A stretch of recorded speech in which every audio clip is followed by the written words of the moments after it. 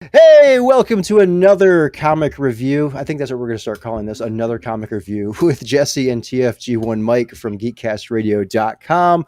I am Jesse. That over there is Mike. Hello, I'm Hello. here. And we Yes, are not here to discuss Void Rivals number 4 this time. No. We are here to discuss Transformers number 1 by Daniel Warren Johnson, Mike Spicer, and Russ Wooten. yes. I mean, technically, we could say something about Void Rivals number 4, considering a certain bot shows up in that, and I was not expecting giant purple Transformer to show up in that. Well, I mean, as we go through this, we'll definitely spoil Void Rivals because there's a Oh, character that most shows up in definitely. this that Yep, shows up in that series. yep. So yeah, so both of us are. So I'm very new here to getting jumping on board with reading comics. So with regards to this creative team, I can't say much about them. You've got a little bit of familiarity with them, but also not too much because you're kind of new with their work, correct? Yeah, so I know that Do a Power Bomb was Daniel Warren Johnson's one of his big things that he's done. I've never read it. I know Ryan, who was supposed to be here. Ryan, the Even Flo Merkley, was supposed to be here, is not here. That's fine. It is what it is. Um, rest up, Ryan. You know, take good mental health days and all that good stuff. Ryan was the one that mentioned to me, I believe, do a power bomb, and I've heard other people say it, but I think Ryan was the first one who said it to me. And this was during the time of when we were covering some Marvel X-Men. Oh, Power of X and House of X, I think is what it was. I think. I don't remember. But yeah, no, this is, even though I've been reading comics full time for the last 10 years and doing a podcast about comics for the last 10 years, and Ryan and I have covered 13 out of the 17 years that IDW had the license, because we didn't do anything before. We didn't do the IDW 1.0, which is everything before the death of Optimus Prime. So even though we've done all of that, this is still brand new to me as far as this creative team goes, which is fine. I know it's still Transformers. It's still Optimus Prime. I've read interviews. I've seen Daniel Warren Johnson on YouTube videos and whatever else saying what this is and what this essentially is. And I'm not trying to jump the gun here, but it's Transformers 1984. It's a version of Transformers 84. Okay, cool. I'm in. Let's see what you do with it. And on that note, jumping over to a synopsis here from imagecomics.com. So I'm going to go through just the quick synopsis from there and then go through my quick rundown of it. And then we can kind of jump in, discuss it kind Yep. of point by point. All right, so for imagecomics.com, Optimus Prime was supposed to have led the Autobots to victory. Instead, the fate of Cybertron is unknown, and his allies have crash landed far from home alongside their enemies, the Decepticons. As these titanic forces renew their war on Earth, one thing is immediately clear: the planet will never be the same. New alliances are struck, battle lines are redrawn, and humanity's only hope of survival is Optimus Prime. Which makes me think he's going to be a central character in this series, yes? I mean, unless, some young upstart shoots him in the chest, which did not happen. Nope, not yet. Not in issue 1, anyways. Discovered the Transformers like you've never seen them before. So that is a synopsis again from imagecomics.com. My quick rundown here is going to be a little bit longer, but it just kind of summarizes everything that is within the comic here. There is a longer synopsis. If you want to head on over to the Transformers wiki, you can go there as well. But this, like I said, this is my rundown here. So the comic opens with a shot of Vietnam, the Ark crashing, a non-functional battle-damaged Optimus Prime, and a space shuttle launching into space. We cut to a teenaged or early 20-something, I guess they don't really specify that, human character named Spike, looking for his dad in the VFW hall, who has been there all day drinking. Spike's father, presumably named Sparkplug based on a line later in the comic, asks Spike where he's going, to which he replies that he and Carly are going out to check out the full moon tonight with his brother's telescope. We learn here that Spike's brother has died, presumably in the space shuttle explosion, and their dad is having a hard time with the trauma. Spike's brother, Jimmy. Jimmy, yes. At least it ain't Buster. Sparkplug, Spike, and Jimmy. Carly picks Spike up at the VFW in her van, which is decked out in an awesome Dungeons and Dragons theme, and the two head out to get a better view of the night sky. As the two climb a rocky trail, the ground beneath them crumbles away and they fall onto the Ark, which has been hidden beneath the rock. They venture inside to see a mass of Autobots and Decepticons lying in ruin, and in the distance we see Jetfire fly into frame. who we were introduced to in Void Rivals. Yep. Jetfire activates Teletran 1, and Starscream, who had been laying on the floor, begins to be rebuilt. He blasts an already fallen Bumblebee in the face, which shocks Jetfire, who tries to stop him. Meanwhile, Teletran 1 is rebuilding Optimus Prime, who steps in and knocks Starscream off his feet. As the two battle it out, Teletran 1 continues reassembling Transformers, most notably Decepticons.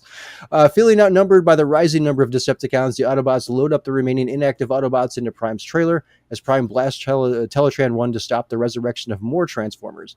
The Autobots transform and retreat, but Starscream transforms and follows Jetfire, blasting them out of the sky. The Autobots, along with Spike and Carly, retreat to an old quarry where Jetfire, who's so badly damaged, ends up dying.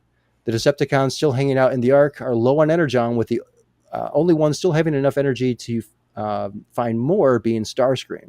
The issue ends with Starscream attacking a power plant, trying to secure that Energon.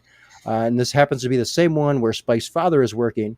And he ends up killing one of Sparkplug's friends by literally squishing him to death with his hand. Mm-hmm. the final panel there shows Starscream with blood all over his face. Yeah.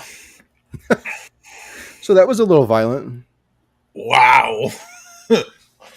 This is not 1984, ladies and gentlemen. So parents, hide your children, because this generation one is way more violent than the original one ever was. So overall thoughts, what do you think of this? I'm loving it. I think it's great. I think it's interesting. I'm curious as to certain things, but number one on my mind is, just like the rest of the internet, where is Megatron? Now, I know that Mr. Warren Johnson said that these Decepticons and these Autobots were his favorite characters. Maybe we will see Megatron down the line. Maybe we will get an answer as to why Starscream is, quote-unquote, the leader of the Decepticons for now. But no, I thoroughly enjoyed this. I love the art. The art's amazing. The colors pop very well. The lines on the it's what page is this? Page, let's say 17. When Soundwave ejects Ravage, if that was a bigger, larger image, I would love to have a print of that on my wall, because he's pressing the eject button. I wish he would have said, and this is just me just complaining and nitpicking on Daniel Warren Johnson, instead of Ravage activate, I wish it would have said Ravage eject, because that's whatever. But I love that image. It's so freaking cool. So yeah, I'm digging this. This is fun. Yeah, so I guess just a little bit of background for me, for anyone who has listened prior, right? I haven't really read too much in terms of any comic, let alone Transformers comics. Mm-hmm. Back in the mid to late 90s, I started buying some Transformer comics from a local comic shop while I was still in high school, but I didn't end up reading them. They were from the original Marvel run. I didn't end up reading them. It was really more of just hey, this looks kind of cool, I'm just going to buy it, pick it up. And I recall seeing the Generation 2 comic series at a local party store that carried comics. And I'm like, I thought the very first issue, the cover was very cool, but I never ended up picking up anything from that. So again, my familiarity with Transformer comics is very minimal. But I think that's okay. I think that's fine. You don't need, this is what I love about, if you wanted to, and I know that you have read some of More Than Meets the Eye, yep. But if you had said to, which you did actually, you asked me and Ryan about this. If you had said to us X number of years ago, where do I start? I would have told you the same thing I tell everybody with IDW Publishing. You start at the death of Optimus Prime, and then you can go in one of two directions. You can go More Than Meets the Eye and go with Rodimus and the crew of the Lost Light out into space to try to find the Knights of Cybertron, or you can stay on Cybertron and watch the political nightmare between Starscream and Bumblebee and everybody else. No, I'm not kidding, and I'm not saying that to be whatever. I'm just saying that that's what happens. For your and Ryan's advice, that's exactly what I did. I started with the death of Optimus Prime. I read that comic, and then I went down the line of reading More Than Meets the Eye. And I made it, I want to say I made it 10 issues in. I've got the entire series, and I've not finished it, but I've made it 10 issues in. I just find it to be very, very, very wordy. Yeah, James Roberts is an amazing writer, and when he is the amazing writer that he writes a lot of words, but they are great storytelling. So I don't like. Steve and I are just about to finally finish up the Marvel run. I'm going to say this right now. I was never into the comics as a kid. I was a cartoon kid. I watched Generation 1 on television. Up until a number of years ago, I had never read the Marvel stuff. And my biggest complaint with the Marvel stuff, and I know it was the 80s and whatever else, it's like 5 colors: red, blue, yellow, white, and black. Like, I need more color than that. Like, and it just wasn't varied enough. And I'm talking about the US run, not the UK run. The UK Right. run has more whatever. But like, we're finishing that up, and I'm just like, I will never read this again. This is not my Transformers, and that's okay. It's Yeah. perfectly fine. It's perfectly fine that you have never really been a comic person. That's fine. But because this is Transformers, because you're interested, and because this is a new beginning, it's good that it's a new beginning because you can start on the ground floor without having to know 70, 80, 90, 2,000 years of continuity. No, Right. seriously, Right. you laugh, but Yep. seriously, you tell anybody about DC or Marvel and they should start reading stuff from those companies. Depending on what you tell them to read, you may have to read 70 issues of Batman or 70 issues of Superman to understand, unless it's a specific one-off story, to understand what's good. Like, you can't just tell somebody to read Spider-Man issue 700.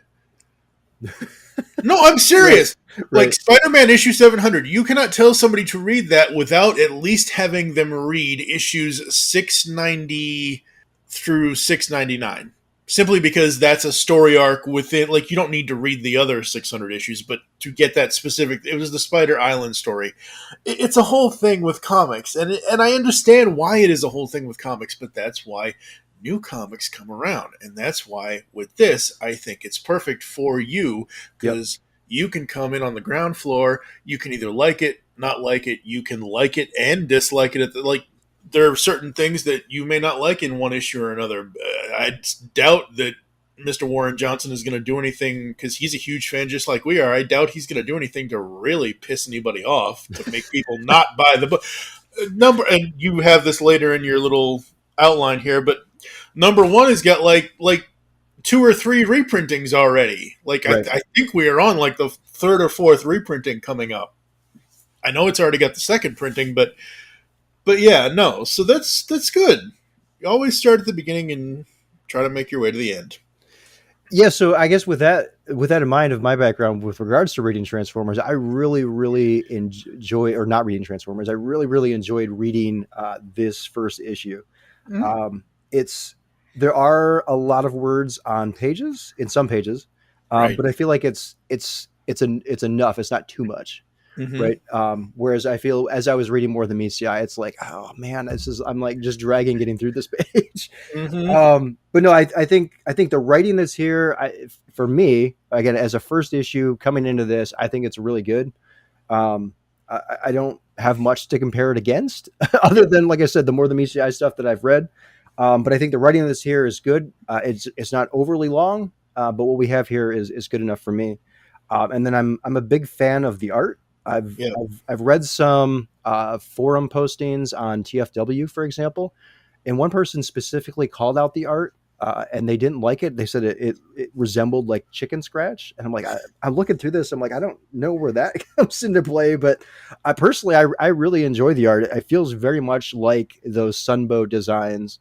I think on some panels, some liberty is taken with Yeah.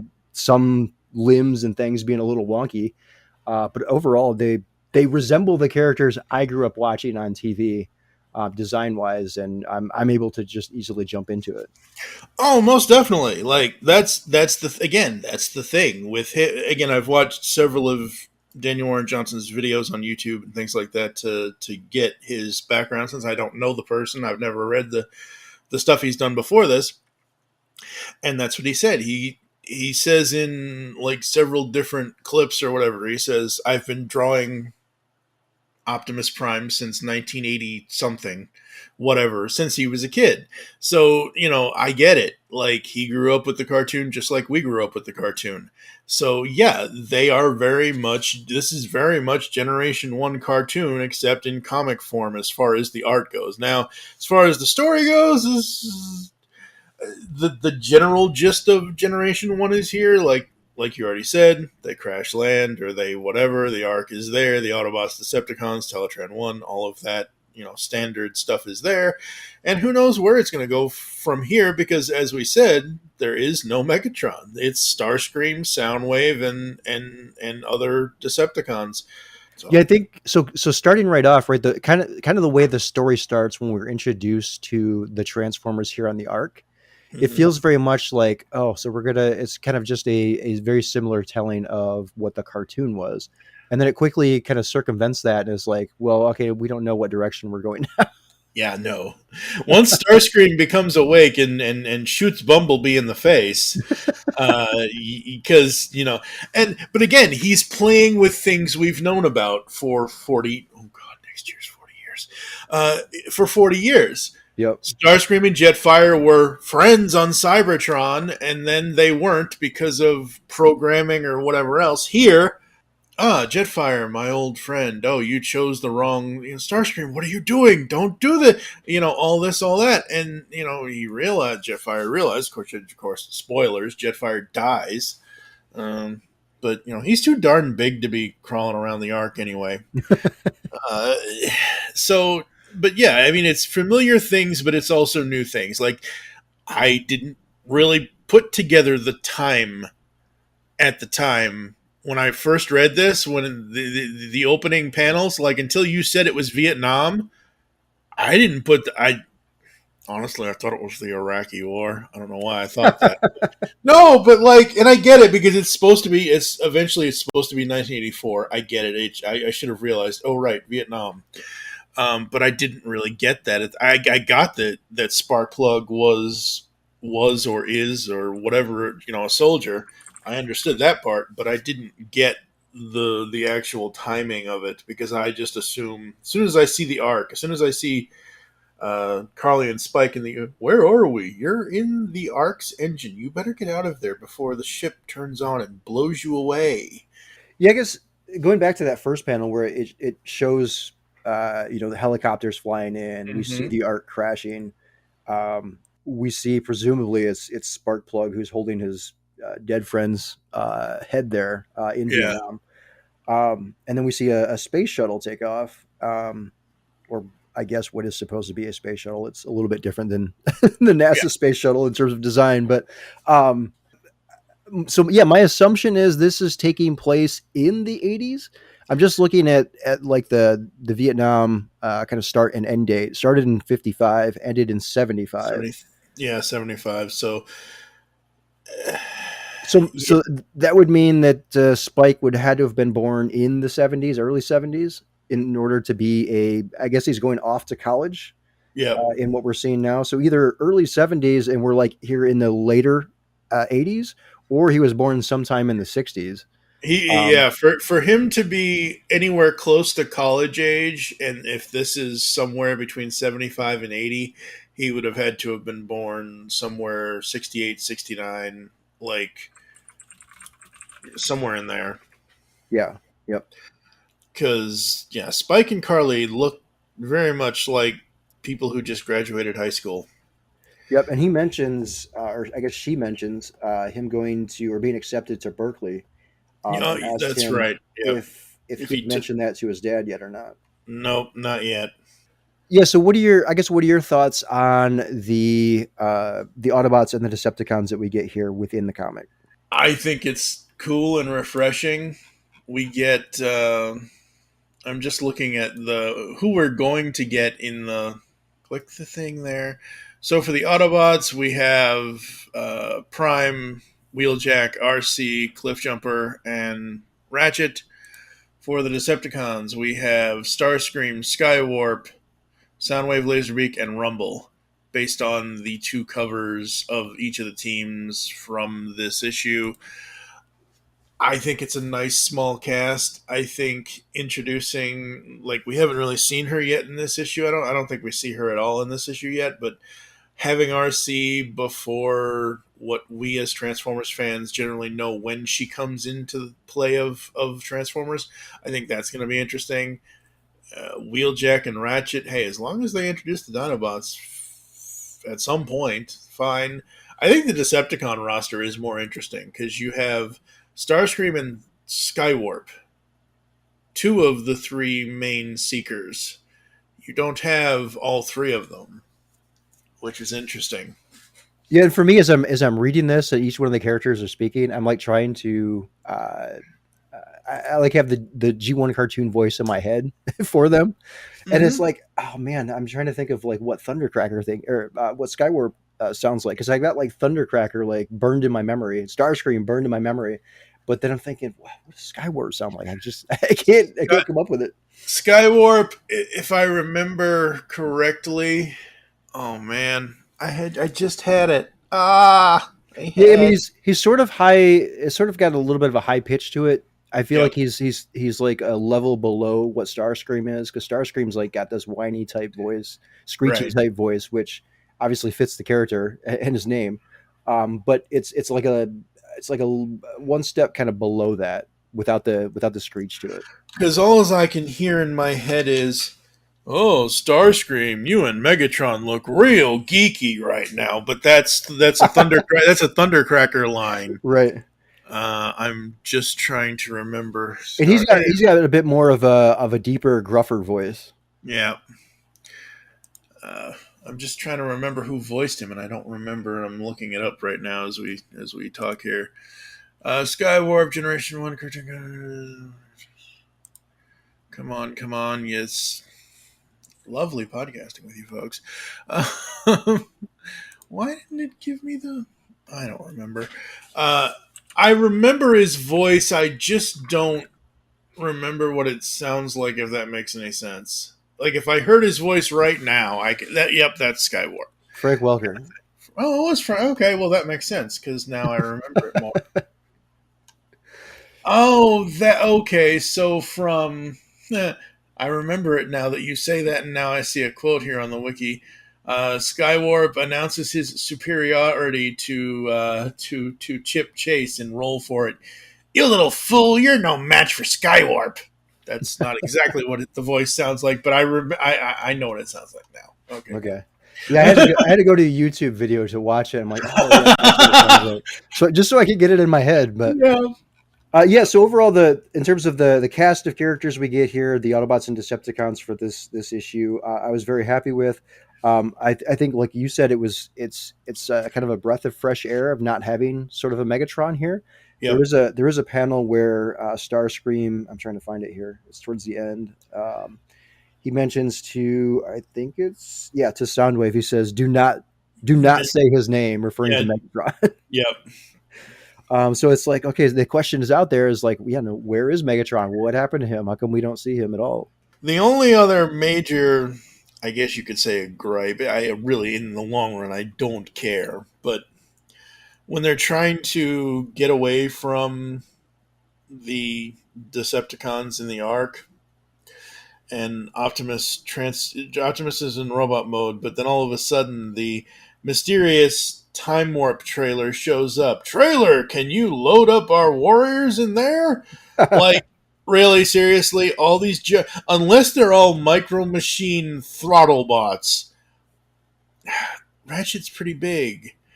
Ironhide's not here, but Ironhide's big. Bumblebee, like, come on, man, that trailer can't hold all of the warriors. Like, come on. We got mass shifting. It'll just grow as large or as small as it needs to. That's very true. One thing I do want to call out here that I think would be hilarious as like an ongoing joke going forward. Mm-hmm. There's 2 points in this issue, two completely different points in the issue here, where Optimus tries to use the Matrix of Leadership. And like, I think it would be hilarious, like if just ongoing every issue he tries to use it and one of the other Autobots stops it. Yeah, that would be funny. The first time we see him is he's trying to reactivate some of the Autobots inside of the Ark, and then the second time is when they're inside the quarry, and Ratchet just like shuts that down every It's like, time. And yeah, no, it's like, don't it, try, kid. yeah. So like the line that he has here, Ratchet says, "The Matrix can heal, but it can't stop the inevitable." It seems like as the bearer of the Matrix that he should know that. But You would think. so yes, I don't know if that's just to explain to the audience that's reading this or what, but Potentially, yes. Because again, this isn't Transformers going back to Marvel, so this isn't right. going back to some place that Transformers was. This is a new under Image Comics. Skybound is a new thing for every Transformers person and every regular person out there. This is a new series, so yeah, I'm sure there are going to be those moments in this where it's more explaining certain like you get Joe Schmo off the street, you hand them this issue and say, "Here, read this," and Yeah, so like I said, I just thought that would be pretty funny if that was like an ongoing yeah, joke in every issue. Yeah, so I guess those are my thoughts on this issue. yeah, I like it. I'm very excited for issue 2 to see where it goes. I was not expected. I will say the ending with Spike's with Sparkplug's friend there. I was not expecting him to go squish. What a cliffhanger! Or at least seeing the blood on Starscream's face, right? I mean, between him going squish, the blood on Starscream's face, and the fact that you have squish in all blood, like that's written in blood. Like that, Right. I mean, come on. Yep. Yep. And Starscream's final line, so pathetic. All I can hear is pathetic fools. There is no escape.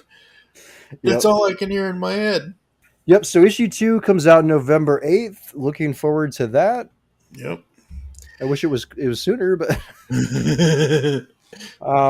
and then this was something that I said to Mike offline. This was actually a couple days ago. I didn't realize because I know him and I talked about it at the end of one of the reviews of one of the Void Rivals comics that there was going to be an ongoing series called GI Joe: A Real American Hero. Yep. I knew we were getting the Duke series and the Cobra Commander series, and I even speculated or had asked Mike at the time in one of those episodes, whether or not we were going to get an ongoing. And I apparently missed that news because it's shown here in the back of this issue that's coming out on November 15th. Yes. So they're going to be doing two things, as far as I know. I do not think this new. So this says. Oh, no. Okay. So, yeah, this is what I told you. Duke and Cobra Commander are new mini-series that we are getting. The G.I. Joe A Real American Hero series is the G.I. Joe Real American Hero Larry Hama series that we have had for 300 issues already. But this, because the G.I. Joe license and the Transformer license went from IDW to Skybound, it's them picking it up. It's like, have you read any of the TMNT comics from IDW? If you haven't, it's fine. I have, yes. Okay. When they got to issue 100, instead of doing what DC and Marvel do and just, hey, we want that new number one money and just restart at number one, they went from issue 100 to 101 like you should. But they used a different writer and artist on the new version. You see what I'm saying? Yep. So it's still Larry Hama, but it's a new artist. It's a new vision for the fact that it's now but it's still going to be G.I. Joe Real American Hero 301, 302, 303. So at first I thought when you said this then and now, I'm like, wait, you mean we're going to have 4? No, it's just 3 series. It's a 2 mini series and then the main ongoing. And then who knows what they're going to do after that. When something like that happens, again, you don't obviously don't know in this case because the issue's not out. But when something like that has happened in the past, and we were referencing Ninja Turtles here, when it starts with like the whatever you said, the end number was, and it started with the new one, still continuing the numbering. Does that first issue that comes out, does it give you any sort of hey previously on type? Does it give you any sort of background or? I don't know what they're going to do with G.I. Joe, but generally, yes, it has. Okay. So, like, I have no background on any of these other issues of G.I. Joe, but if I wanted to jump into this. As far as I know, you can jump into it, yes. Okay. Okay. I guess I'll at least buy this first issue and see if that's the case. And if not, I'm going to bail. But I'm very interested in checking it out. Speaking of buying comics, I've dealt with this for years. Everybody else has dealt with this for years. Comics when I was a kid in the 80s were anywhere from 50 cents to $1.50 or more. And now they are varied depending on the company from $2.99 all the way up to depending on how many. Usually a double issue, like normally a comic it's supposed to be 20 pages of story. Yep. It's usually like 20 pages, 22 pages, like because some print comics have ads in them. Like this has all the stuff in the back, but on the digital version. So now comics are anywhere from $3.99 to $4.99 to sometimes $6, $7, and $8.99. But the $6, $7, $8.99 are usually like, hey, we're going to give you 48 pages instead of 28 pages or whatever kind of thing. And you were like, $5 a comic, and I'm thinking, get less coffee at Starbucks. Well, I don't drink coffee. Okay, but this point is $5 cup of coffee, $5 comic. Yeah, no, I mean, I know it's ridiculous. I mean, there's also right in purchasing streaming services, right? Those are going up significantly Yep. in cost. I realize everything goes up in cost. It's just like, okay, buying like one issue a month, that's fine. But now that right, if I'm going to buy Void Rivals, that comes out monthly. I'll be buying this, that comes out monthly. The G.I. Joe will be coming out monthly. Now it's really starting to add up at $5 an issue. Well, I mean that's the thing. Like you can just buy 301, try it. If you don't like it, fine. Then you're only paying, let's say after tax, 10, $15 a month for two comics. Yeah, like I did that with the most recent kind of reboot of Superman. I was back in the day, back in the '90s. I got into Superman when the Doomsday came around, Death of Superman, Return of Superman, all of that. And I've Yep. got like I don't know years of Superman comics from that era. So when the new when I got this iPad that I'm reading my digital comics on, and I saw that Superman was going back to number one, I'm like, all right, this is a good point, a good spot for me to jump in. So I bought like the first three issues, I think, and I'm like, it just did not at all hook me, and I just quit reading it. Yeah. But my fear is that's not going to be the case with these. Unless they keep shelling out the money. So Well, they are in. We are in the Energon universe. that's the problem, right? It's all interconnected, and I want it all. So, Yep, that's where they hook you. They yep. hook you on a new universe, and I personally cannot wait. Where is that image? Is it right here? I cannot wait for the first 6 issues of this to come out, of Transformers to come out, because there is a whole set of covers. I think it's cover E, it whatever it is, but it's the one where Optimus looks really digital like. It's done. Who's it done by? It is. Let's see here. Cover E. Let's see. Where is that? Connecting cover by Orlando Arachna? Ar- Aerosmith? Arosina? There you go. Rosalind? Something. Yeah. I'm gonna go with Arosina. Okay. It's kind of like John Cena in the air. But he's gonna have a whole all 6 issues connecting cover of this giant. I actually have it. I'll send it to you because it was revealed. I want this as a print I can put on my wall. Yeah, This thing is so cool. that's a very nice cover. Yeah, that is a And very, very nice cover. so I'm looking at it here on the Transformers wiki. If you actually go to the next cover, which I guess is cover F, Uh huh. that cover, uh, regardless of what you think about kind of the layout of the characters on the cover there, that looks like that could be in a scene from the G1 cartoon. Oh, absolutely. Yeah. I mean, it Yeah, looks 100%. exactly like what that art is. A little bit more detailed, but it looks very much like it could just step right off the screen and become a comic cover. Yep. I just sent you in our lovely Google chat the connecting covers of everything that will happen between 1 to 6. Yeah, and I think having this as like a lithograph Oh, to hang on the that's wall would be great. yeah, yeah. The the one, yeah, you're right. Cover F by who is Cover F by? Cover F is done by Cliff Chang. Cliff Chang does amazing artwork and comic covers, and that it literally like that is very much outside the lifted right out of the generation. I mean, the whole thing. Optimus looks like Optimus. He's ripping stuff out of Starscream. Like, you know what this reminds me of? There was I think it was Randall and Dr. Smoove, NG Smoove. I think they did this Old Spice commercial where at the very end of it, you have the really, really classic Transformers, da da da da da. But Yep. at the end of it, you see Megatron holding the Old Spice, and at the very end, it zooms out. Look, I'm on a jet, and I'm like, it's Megatron standing on Starscream. I'm like, oh, I love that. That's what this Cliff Chang cover reminds me of, even though Optimus is punching right through him.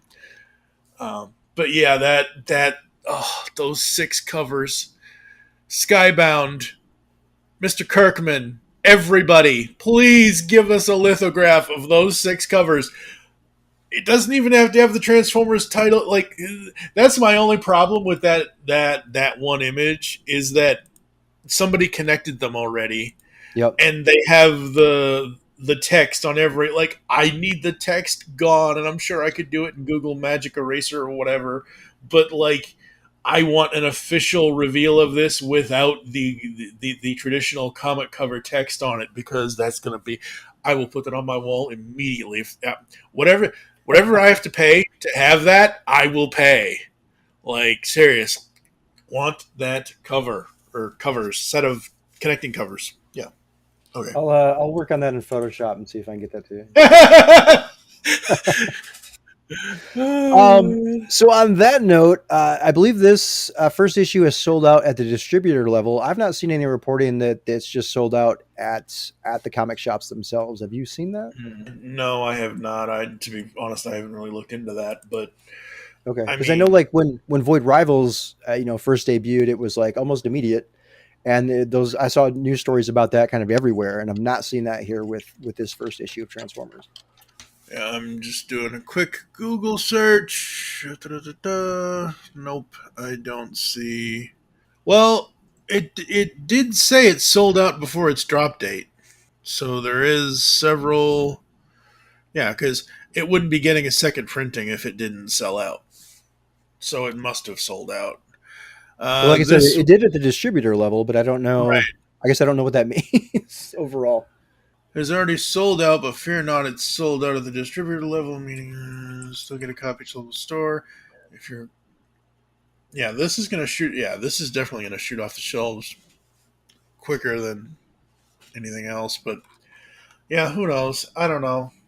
Yeah, you're right. They will make a much bigger deal of it if it actually fully does. And hey, as long as people are reading it, as long as people are picking it up, even if it doesn't sell out immediately, it's still fresh. Like, we were drowning, dude.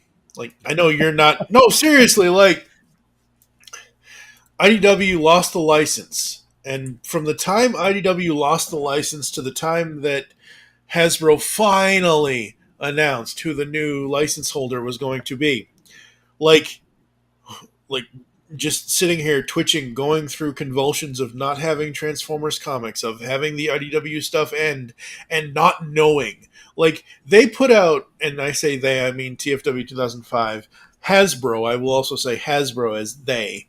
They had several news stories saying that, oh, we have a new partner, but we're not ready yet to say who that is. Blah, blah, blah, blah. They put like 2 or 3 of those same news, like, it's coming. Like, they kept promising it to us. Like, we're gonna tell you, and then they didn't tell us. They finally tell us. We're like, oh, cool, that's awesome, yay! I don't have to drown in wondering of where, because everybody was speculating. Is it gonna go back to Marvel? Is it gonna go to wherever? Is it? I speculated, which I'm glad it didn't. I said that I was curious to see what would DC do with Transformers. Not that I ever wanted it to go to DC, but that would have been a nice little swap from it going back to Marvel. But I'm happy where it has landed with Skybound Entertainment under Image Comics, and very excited for the future of this series. And who knows, maybe other series. Maybe they will do what IDW did and spin it off into, not spin it off, but go off in other directions. With like, we have these two GI Joe miniseries with Duke and Cobra Commander. Maybe they'll do spotlights like IDW did. IDW used to do spotlight characters, so they would give you one issue of a specific story to Blur, Hot Rod, Shockwave, whatever, and it would take place within like one area of the IDW continuity, but it was a spotlight on that character. So who knows? I mean, I know that it has been said that they're not just going to focus on the Generation 1 stuff. So, the world's their oyster, and I'm just here to get the clams ready. I don't know. The Pearl? There you go. Yeah. Yeah. Yeah, 100%. I'm very much looking forward to where this thing goes. I'm also very interested in seeing how all of this, Void Rivals, Transformers, how they end up playing more together, especially after the last issue of Void Rivals, which again we haven't talked about yet. But also seeing how both of them also play into this new, I guess not new, but the ongoing GI Joe series. Yeah. Because if you're telling me that if you're telling me in the back of the comic here is telling me that it's going to be a continuation of what had been there previously, Void Rivals and Transformers were not part of that, from my understanding. No. Correct? Okay. Yeah, no. So. Void Rivals is all new. This new Transformers is all new. I don't know how they're going to, tie it all in, but we'll see. I am probably only going to, I will say, because I'm not that big a fan of G.I. Joe comics are okay, but they're not, I was never into G.I. Joe that much. I watched various episodes of the cartoon, but I was more into He-Man and Thundercats and Transformers than G.I. Joe. I will say that I will give Duke, Cobra Commander, and G.I. Joe all their first issues. So I will do episodes on each of those issues. That's fine, since it's supposed to be all connected, fine. But if it doesn't hook me, I'm probably not going to stick with the G.I. Joe. I'll stick with the Void Rivals and with the Transformers, because those, I don't want to say those are cooler, but those are cooler. Yep. Yeah, so I guess any closing thoughts? Or those it? No, I mean,